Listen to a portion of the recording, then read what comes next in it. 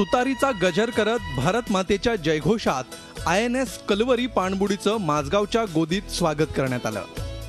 नौदल तळावरून निघत एक प्रकारे पहिल्या चाचण्यांना सामोरं जात माझगाव गोदीत येत ही पाणबुडी अखेर धक्क्याला स्थिरावली।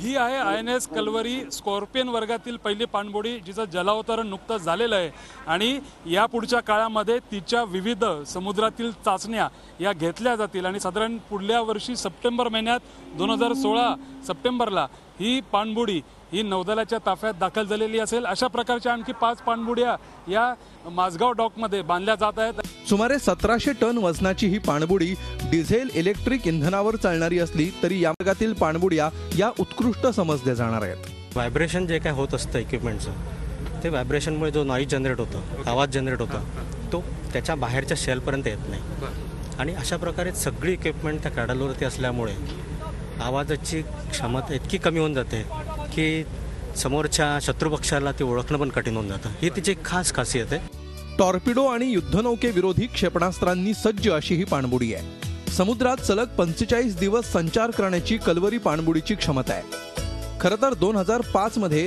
फ्रान्स आणि भारत यांच्यामध्ये या पाणबुडी बांधणीचा करार झाला होता। यानुसार 2012 मध्ये पाणबुडी दाखल होणं अपेक्षित होतं। मात्र 4 वर्ष उशीर झालेल्या पाणबुडी बांधणीमधील एक महत्त्वाचा जलावतरणाचा दिवस अखेर गुरुवारी पार पडला। युद्धनौकांच्या बाबतीत दमदार वाटचाल करणारं भारतीय नौदल पाणबुडीच्या ताकदीत मात्र पिछाडीवरच आहे। त्यामुळे कलवरी सारख्या पाणबुड्या आवश्यक आहेत। व्हिडिओ जर्नलिस्ट फवाद दळवीसह Amit Joshi, Zee media, Mumbai. Zee 24 तास रहा एक पाऊल पुढे।